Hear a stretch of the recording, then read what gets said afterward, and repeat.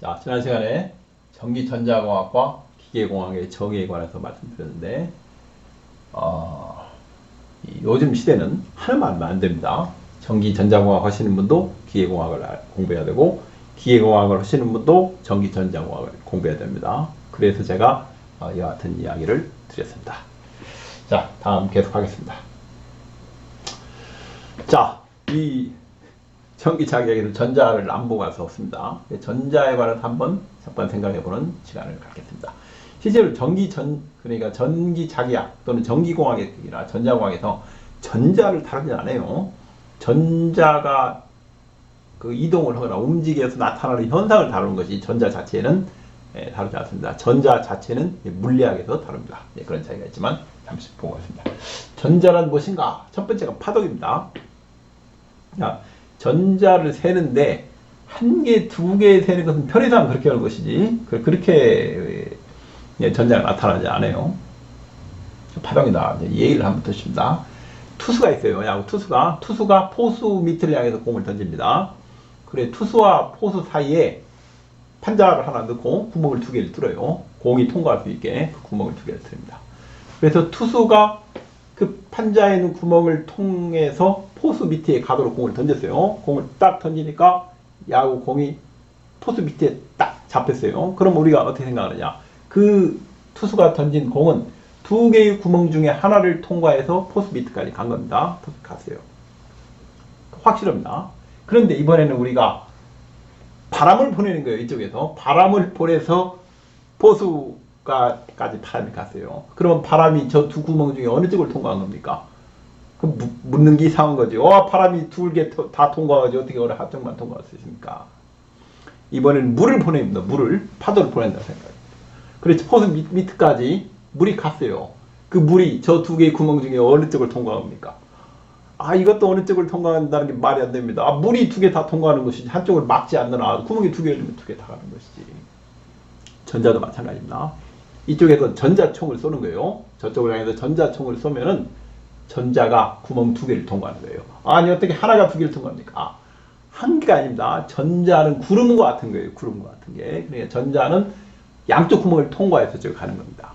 전자에 대한 개념 우리가 알갱이 동그라미처럼 그리는 건 편의상 그리는 것이지 실제로는 그렇지 않아요. 바람이나 물이나 이와 같은 파동으로 움직인다는 거예요.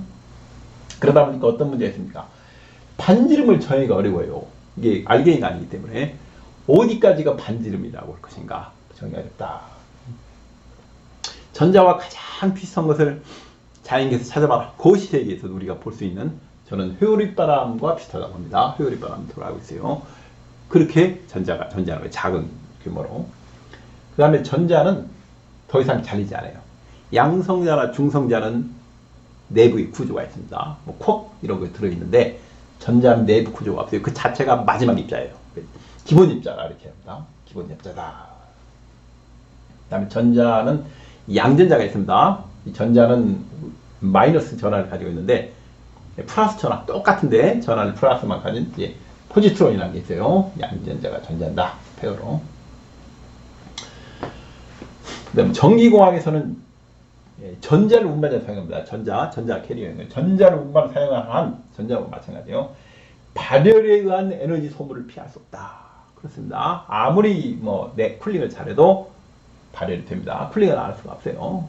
언젠가는 전자가 아니고 광자라든가 열이 안 나는 입자를 캐리어로 운반자로 쓸 때가 올 거예요. 지금은 이제 편의 어쩔 수 없으니까 전자를 씁니다. 그러면 전자가 아니고 광자나 다른 걸로 쓰면은 그 전자공학과도 이름이 바뀌는 게 아닙니까? 아마 바뀔 겁니다. 그때는 다른 그 운반자에 따라 가지고 뭘 바뀌겠죠. 자, 제가 위키페디아에서 전자 궤도 그림을 가져왔는데 전자는 알갱이가 아니고 구름처럼 생겼다. S 궤도, P 궤도, T 궤도. S 궤도는 그 둥근 구름처럼 생겼고, P 궤도는 R형처럼 생겼어요. R형처럼. 다음 D 궤도는 다른 궤도. 중요한 것은 전자는 알갱이가 아니라는 거죠. 이 도선을 통과하거나 마치 파이프 속을 물이 통과하는 것처럼 통과합니다. 그래서 한 개, 두 개로 셀 수 있는 게 아니고 한 파동, 두 파동으로 세야 정확하다는 겁니다. 전자는 알갱이가 아니다.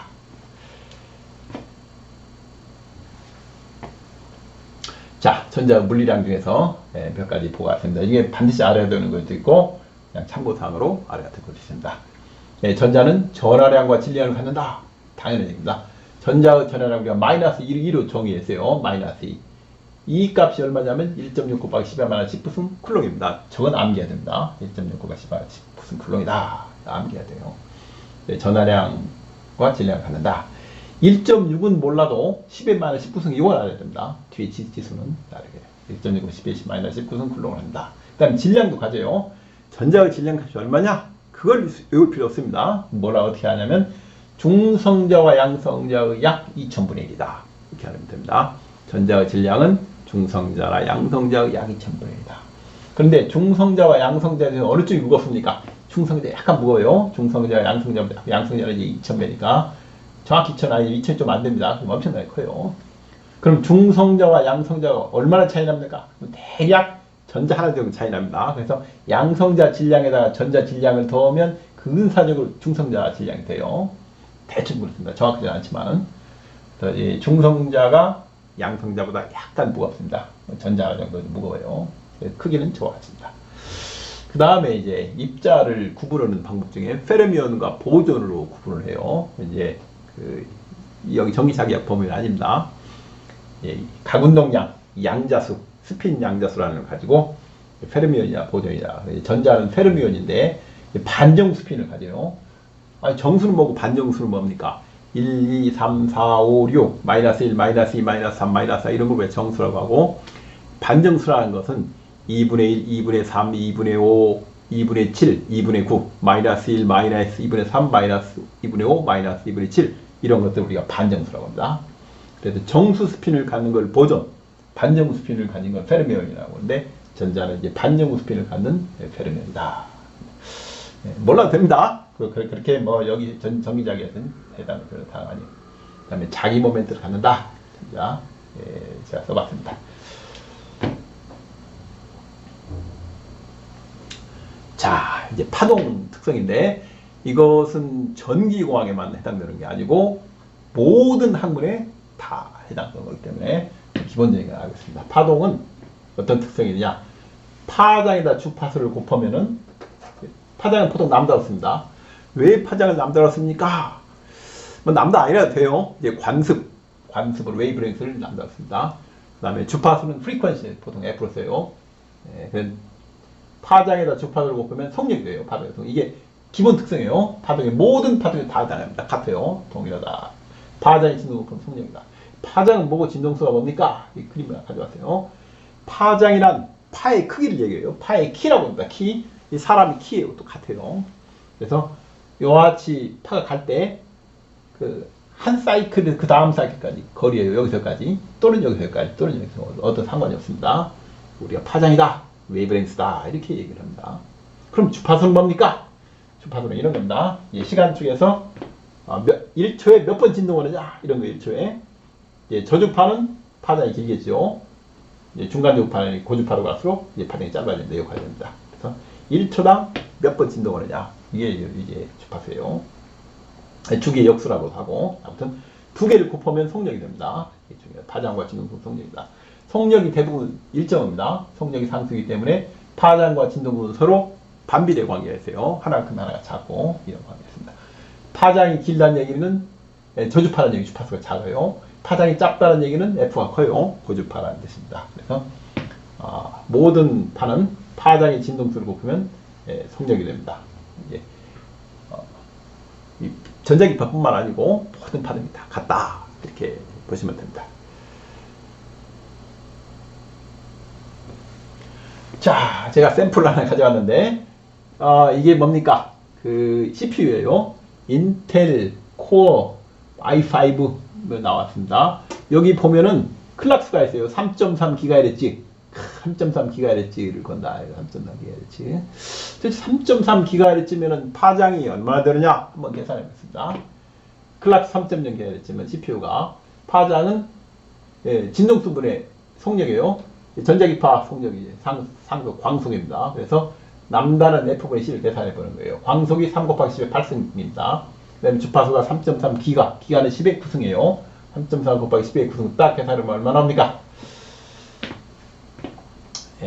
0.0909m, 약 9cm가 나옵니다. 9cm. 이 9cm예요. 이 9cm라는 말이 무슨 말이냐면 4분의 람다가 약 2.27cm예요. 여기 들어가는 소자들이 이거보다 작아야 된다. 4분의 람다보다 작아야 열이 덜 나고 열이 안 나고 효과적으로 파동이 진행해요. 이 4분의 람다를 우리가 균질화 조건이라고 해요. 파동의 균질화 조건. 소자가 파장을 4분의 1보다 작아야 파동이 큰 손실 없이 전달된다. 그러니까 기가헤르츠 대신에 1000배 빠른 테라헤르츠를 걸려면은 이걸 소자를 1000분의 1로 줄여야 돼요. 그렇기 때문에 불가능한 거죠. 그걸 뭐 만들 수도 있겠죠. 그러나 어마어마한 비용이 들어가기 때문에 경제성이 없는 겁니다. 이 균질화 조건이라는 건 중요해요. 4분의 1보다 작아야, 4분의 1보다 크면은 이제 그 전달하는데 무리가 생깁니다. 제가 예전에 어떤 이제 학교에 가보니까 방파제를 만들어요. 방파제 크기를 만드는데 파도가 밀려와요. 그 파도에 파장이 있습니다. 방파제의 크기를 어느 정도로 만들어야 저 파도를 막을 수 있느냐? 답은 뭡니까? 파도의 파장의 4분의 1보다 커야 돼요. 균질화 조건입니다. 4분의 1보다 커야 저걸 막을 수가 있어요. 만약 4분의 1보다 작다, 그럼 어떻습니까? 무시하고 지나갑니다. 파가 방파제에 무시하고 지나가요. 그렇기 때문에 균질화 조건입니다. 전자기파하고 같아요.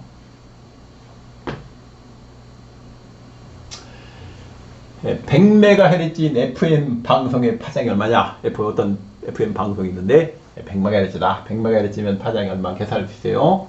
남다는 F분의 B니까 F가 100메가 10의 6승이니까 10 곱하기 100 곱하기 10의 6승. 그 다음에 속력은 전자기파 광속을 넣는 겁니다. 3 곱하기 10의 8승 미터 퍼 세컨을 계산합니다. 그럼 얼마 나옵니까? 약 3m가 나와요. 그래서 100MHz FM 방송 파장이 100m, 3m다 이거 알 수 있습니다. 그건 또 뭘과 관계냐면 이게 비행장에서 쓰는 레이더가 대개 메가헤르츠 씁니다. 100MHz 요 정도로 써요. 100MHz. 그러니까 비행기가 지나가는 것을 잡을 수가 있어요. 300Hz 파장이 3m가 되면. 그런데 드론은 돼요. 드론은 비행기보다 한 100분의 1 작아요. 드론이 만약에 1m쯤 된다, 아니면 30cm, 50cm다, 그러면 어떻습니까? 요 레이더 파장으로는 잡기 어려운 애입니다. 잡기 어려워요. 그래서 100분의 1로 작은 드론을 찾아내려면 일반 비행기 레이더보다 100배 높은 주파수를 가진 레이더가 필요해요. 100배 높은 주파수. 그러면 고주파, 파장이 짧은 고주파 아예 짧은 걸로 하면 되지 않습니까? 비쌉니다. 비싸고 또 주파수가 높으면 멀리 못 가요. 저주파가 멀리까지 갑니다. 물속에도 똑같아요. 그래서 일반 비행기를 찾아내는 레이더와 드론을 찾아내는 레이더는 이제 파장이 다르다 이거죠. 그 레이더 파에. 그러니까 드론을 찾아내는 그 레이더의 주파수가 더 고주파여야 된다. 찾기가 어렵다는 겁니다. 근데 비행장에서 뭐 드론이 날아왔는데 그걸 못 찾았다. 이제 그럴 수 있어요. 그 레이더의 사용 주파수 파장에 따라서 달라질 수 있다. 100MHz면 3m다. 이 정도를 우리가 알 수 있습니다. 자, 이제 기호들을 보고 있습니다. 어떤 분야들 새로 들어가려면은 가장 처음에 만나는 것이 기호예요. 그쪽의 용어. 이것이 익숙해져야 됩니다. 그래서 전자공학, 전류와 전압을 쓰는데, 그 관습적인 기호를 씁니다. 관습이라는 것은 법은 아니에요. 통상적으로 사람들이 이렇게 쓰는데 저렇게 쓰지 않는다고 틀린 건 아닙니다. 틀린 건 아니지만 통상적으로 저렇게 많이 쓴다. 그래서 제가 관습이라고 했습니다. 우리가 전류를 I로 표시하는데 관습적으로 대문자로 쓴 경우가 소문자로 쓰는데 대부분 대문자는 직류인 경우에 직류전류를 대문자로 하고 교류전류는 소문자로 쓰는 게 보통입니다. 반드시 직류는 대문자로 쓰고 교류는 소문자로 써야 된다. 그건 아닙니다. 그건 아니지만 이제 관습적으로 그렇게 사용하고 있습니다. 그 다음에 전압은 어떻게 하느냐. 전압은 이와 마찬가지로 직류전압은 대부분 대문자 비를 쓰고 교류전압은 소문자 비를 씁니다. 그렇지만은 교류에서도 대문자 비를 쓰는 경우가 있어요. 그런 건 이제 삼상 교류인 경우에 삼상 교류인 경우에는 선전압과 상전압이 있습니다. 다 달라요. 그래서 선전압은 우리가 선전압 또는 선간전압이라고 합니다. 선전압보다 선간전압이 안 맞겠네. 선간전압은 B로 쓰고 상전압은 E로 씁니다. E로. 그럼 반드시 이렇게 써야 된다. 그건 아닙니다. 관습적으로. 선간전압은 B, 그 다음에 그 상전압은 E로 쓴다. 왜 하필 E입니까? 그것은 전압을 만드는, 그 전유차를 만드는 일반적인 능력을 우리가 기전력이라고 해요. 기전력, 일렉트로모티브 포스라고 하는데 기전력을 앞에 따가지고 대문자 E를 써야 합니다. 그럼 소문자 E는 뭐였습니까? 소문자 E는 주로 전압 강화, 발전소에서 뭐 10만 볼트를 보냈다. 그러면 가정에 도착할 때 10만 볼트가 다 오느냐? 그렇지 않아요. 전압 강화가 됩니다. 그 전압 강화 차이를 쓸 때는 되게 소문자 E를 써요. 소문자 E. 반드시 이렇게 써야 됩니까? 그건 아닙니다. 관습적으로. 소문자 E는 전압 강화 씁니다. 그 다음에 입실론 대문자는 일반적인 기전력, 볼티지를 만드는 건 다릅니다. 전유를 만드는 건 일반적으로 기전력, 일렉트로모티브 포스, 그래서 기전력이라고 번역하게 돼요. 통상적으로 EMF라고 합니다. 뭐 소문자로 쓰기도 하고 대문자로 쓰기도 관계없어요. 기전력의 단위는 볼트입니다. 볼트예요. 포스라고 해서 뉴턴이 아닙니다. 여기 볼트입니다. 일반적으로 우리가 이렇게 쓴다. 관습입니다. 이렇게 안 쓴다고 틀린 건 아니에요. 다른 거 정할 수 있습니다. 그리고 기계공학과 비교해보면 역학과 전류는 역학의 속도에 해당합니다. 속도에 해당. 그럼 전압은 뭡니까? 전압은 암정에 해당해요. 전류는 속도, 암정에 해당한다. 이런 관계가 있습니다. 또 많이 해당하는데, 자, 그것은 진행하면서 기계공학과 전기공학을 상호 비교를 할 겁니다. 자, 이제 암기를 안 하고 싶은데 몇 가지 암기를 해야 되는 거 있습니다. 시험을 치거나 하려면 암기해야 되는 거. 저는 제가 내는 모든 시험은 아예 시험지에다가 상수를 줍니다. 공식을 다 줘요. 공식 외울 필요 없게. 그래서 모든 상수나 모든 공식을 시험지에 줍니다. 주고 시험 문제를 내요. 그런데 그 기사시험이라든가 이런 건 안 줍니다. 그래서 외울 것이 몇 개 있어요. 기본적으로 전자의 전화량이 1.69 19승이라는 거, 이건 알고 있어야 합니다. 그 다음에 진공중의 유전율과 진공중 투자율은 우리가 암기를 해야 됩니다. 입실론 제로가 8.85 곱하기 10의 마이너스 12 또는 36,8분의 10의 마이너스 9승인데 관계없어요. 어느 쪽으로 외우거나. 저거는 이제 나중에 외워야 됩니다. 8.85 10의 마이너스 10. 단위도 중요하지만 실제로 시험에서는 안 해도 됩니다. 그 다음에 뮤제로는 4파이 곱하기 10의 마이너스 1승이다. 뭐 테슬라 미터 더 암페어 이거 안 해도 됩니다. 숫자는 안 해도 됩니다. 뮤제로는 진공중에서 투자율 값이 4파이 곱하기 10의 마이너스 1승이다. 입술론 제로는 8.85 곱하기 10의 마이너스 1승 또는 10의 마이너스 9승 나누기 36파이다. 그런데 입실론 제로와 뮤 제로는 단독으로 쓰이는 경우보다는 이와 같이 4파 입실론 제로분의 1 또는 4파이 뮤 제로분의 1로 쓰는 경우가 많아요. 묶어가지고 4파 입실론 제로분의 1을 우리가 K 전기상수 이렇게 씁니다. 이 일렉트릭에 돼 있잖아요. 첨자를 쓰요. 전기상수라고 하는 이게 9 곱하기 10의 9승입니다. 10의 9승. 그 다음에 마찬가지로 4파이 뮤 제로분의 1을 우리가 자기상수 매그네틱 첨자 N 쓰는 거예요. KM은 6.33 곱하기 약 10의 4승입니다. 이 정도 외워야 됩니다. 그래서 이필론 제로 뮤 제로 저렇게 쓰는 경우보다는 저희 4파이 이필론 제로 분의 1, 4파이 뮤 제로 분의 1을 쓰기 때문에 외운다. 4파이 이필론 제로 분의 1은 9 곱하기 10의 9승. 4파이 뮤 제로 분의 1은 6.33 곱하기 10의 4승이다. 이 정도는 암기를 해야 되지 않느냐. 근데 여러 번 문제를 풀고 많이 보면 암기하려고 노력하지 않아도 돼가면 저절로 이 정도는 암기가 됩니다.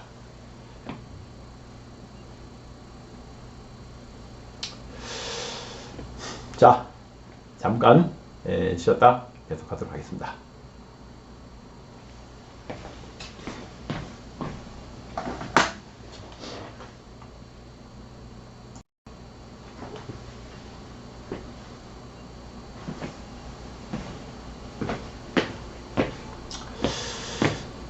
자, 강의를 계속 진행하도록 하겠습니다. 문제를 풉니다. 왜 문제를 풀어야 되느냐? 어떤 내용을 공부하면은 그에 관한 이해를 확인할 필요가 있어요. 그리고 그게 바로 문제풀이가 가장 좋습니다. 문제풀이 과정을 통해서 이해가 더 확실해집니다. 예, 그래서 문제풀이는 반드시 거쳐야 되는 과정이다. 문제가 풀릴 때 그런 내용을 이해한 것이다.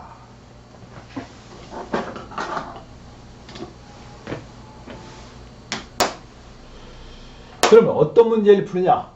이왕이면 전기기사 시험 기출문제를 푸는 게 낫죠. 그래서 기출문제에서 몇 개를 제가 한번 뽑아봤습니다. 샘플로 몇 개만 해봤습니다. 여러분과 함께 보고 풀어보는 시간을 갖도록 하겠습니다. 자, 2022년 4월 시험에 나온 문제입니다. 문제를 한번 읽어보겠습니다. 입실론 R은 81이다. 뮤 R은 1이다. 인 매질의 고유 임피던스는 약 몇 오음인가? 단 입실론 R은 비유전율이고 뮤 R은 비투자율이다. 여러분 어떻게 풀면 될까요? 자, 임피던스가 뭐예요? 입실론, 루트 입실론분의 뮤입니다.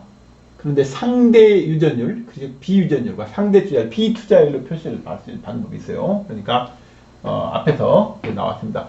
임피던스라는 것은 기본적으로 루트 입실론분의 뮤예요. 요게 임피던스 정의인데 진공주기 값을 이용하면 진공값이 나옵니다. 루트 입실론 제분의 뮤 제로 루트 입실론 R분의 뮤 R이 된다고 했어요. 요 앞에 진공값이 얼마였습니까? 377오음이에요. 앞에가. 뒤에는 얼마예요? 저기 나옵니다. 루트 81분의 1이니까 9분의 1이네. 자, 15로 나누면은 30좀 쓰지만 9로 나누니까 일단 좀 큰 값이 나와야겠죠. 40쯤 되겠네요. 저 중에서 뭐가 40쯤 됩니까? 아, 이거다. 그죠? 바로 이것이 정답이 되겠습니다. 단위는 5입니다. 그래서 저 문제의 답은 바로 41.95입니다. 이렇게 알 수 있습니다.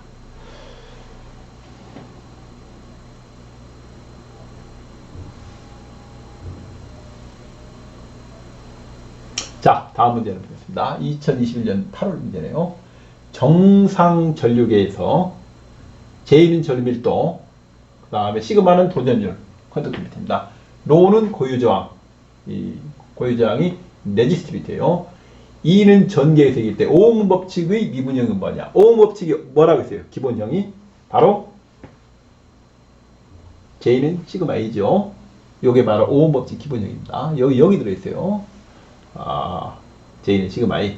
아주 간단한 문제입니다. 네, 아주 간단한 문제예요. 정의를 했는데 제가 알겠죠. B는 입실론 2고 벡터입니다. 모두.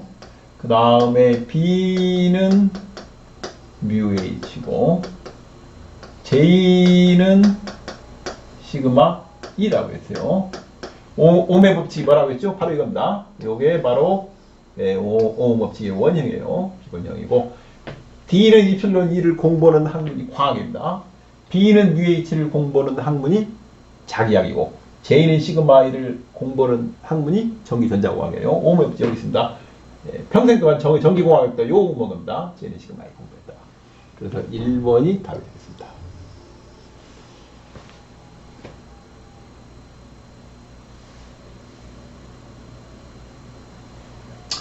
자, 그 다음 문제 보겠습니다. 유전율이 입실론, 투자율인 뮤인 매질에서 전자파의 전파 속도는 이거 아주 기본 상식을 물어보는 거예요. 뭐 이런 문제를 낼 필요가 있느냐 생각이 들었지만은 뭐가 전자기파의 속력입니까? 바로 요거죠. 이게 전자기파의 속력입니다. 그런데 전자기파의 속력이 뭔지 아는 사람한테는 뭐 거저 마치 보너스 같은 문제다 이런 걸 알 수가 있어요.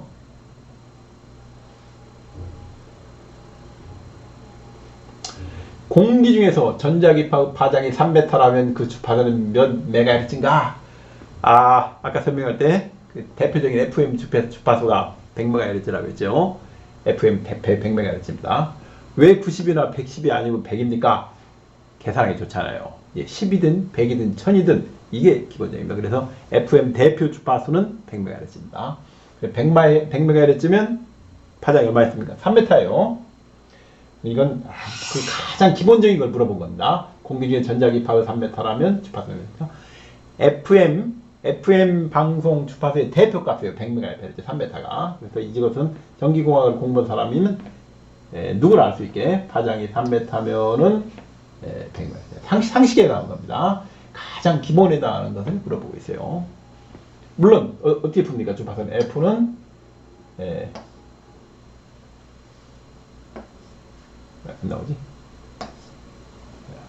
예, 그렇습니다. 파장이 300하면 100마이너스입니다. 배수 한 겁니다.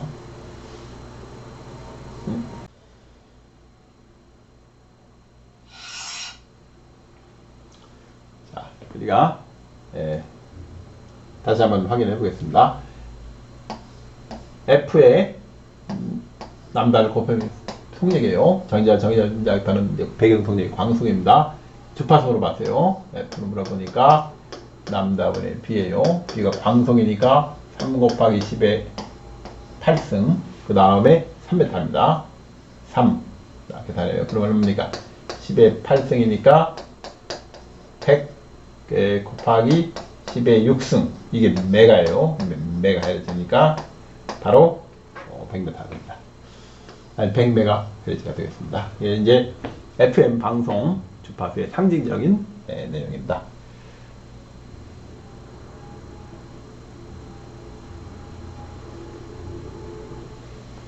자, 그 다음 문제 보겠습니다. 정산 전류계, 정산이 아니고 아마 정상인 것 같아요.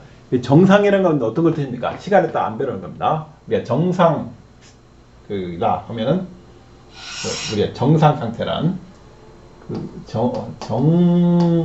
정상 상태, 이런 말이 나오면 이건 대부분이 스테디 스테이트, 스테이트를 번역해요. 시간에 따라 안 변한다는 얘기입니다. 이게 뭡니까? 시간으로 미분한 값이 0이라는 얘기예요. 항상 일정하다. 정상 상태입니다. 다이버전스 I가 전류예요. 전류의 발산율이 0이다. 아무것도 발산하기 없는 거예요. 그럼 뭐 어떻게 되니까? 물론 발산율이 0이 들어오는 거 나오는 것이 같아서 0인 경우도 있어요. 이런 경우는 자, 뭐가 틀리냐? 도체 내에 흐르는 전류는 연속이다. 맞습니다. 그 다음에 도체 내에 흘리는 전류는 일정하다. 이것도 맞아요. 단위 시간당 전화 변화가 없다. 이거 맞다. 도체 내에 전류가 흐르지 않는다. 이 문제가 약간은 이상하지만은 알짜 전류는 0이에요. 그러나 전류가 흐르지 않는 거 아닙니다. 그래서 이건 4번이 답이 됩니다. 4번이.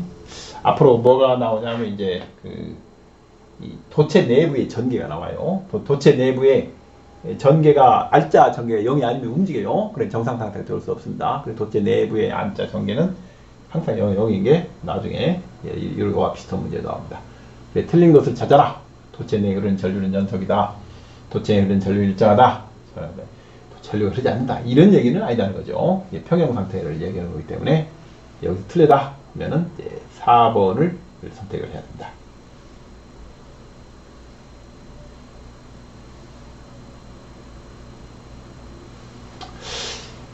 그 다음 문제를 한번 보시겠습니다. 2021년 3월입니다. 3월 문제인데 다음 중 비투자율이 가장 큰 건 뭐예요? 강자성체가 뭐냐 물어보는 거죠. 강자성체 3대 강자성체가 뭐라고 했습니까? 철, 니켈, 코발트예요. 철, 니켈, 코발트 중에 뭐가 있습니까? 여기에 철, 니켈, 코발트, 니켈이 있어요. 그래서 요게 바로 강자성체가 됩니다. 비투자율 강자. 얼마나 크냐 해야 됩니까? 대략 1000보다 크다. 이렇게 알고 있으면 됩니다. 2021년 3월에요. 저 날짜를 잘 봐주십시오. 그런데 또 같은 시험입니다. 2011년 3월이면 같은 시험에 전기자기하기 20문제가 나오는데 같은 문제가 두 문제가 나왔어요.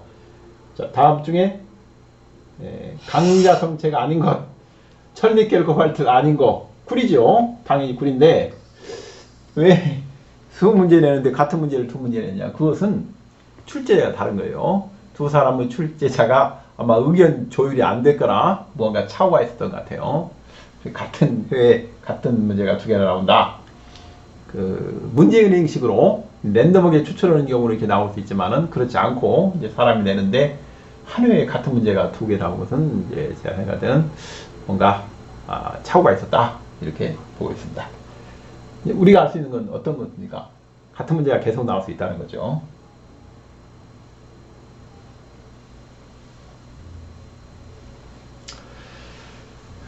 자, 문제 한번 보겠습니다. 2020년 4월인데 비유전율이 2고 상대전이구나. 비투자율이 2고 두 개가 2다 이거예요. 매질 내에서 전자파의 전파 속도, 전자파 전파다. 진공 중의 빛의 속도가 B제로다. 그러면 전파 속도, 매질 속의 속도와 진공 중의 빛 속도는 배경 속도, B제로 어떤 관계가 있는가? 이 굴절률 물어보는 겁니다. 굴절률이 뭐예요? 굴절률이 루트 이필론 R 뮤 R입니다. 2니까 2란 말이에요. 그럼 뭐예요? V는 N분의 B제로예요. B제로. N이 얼마입니까? 2죠. 그러면 요게 답이 되겠습니다. 아주 간단한 문제가 됩니다.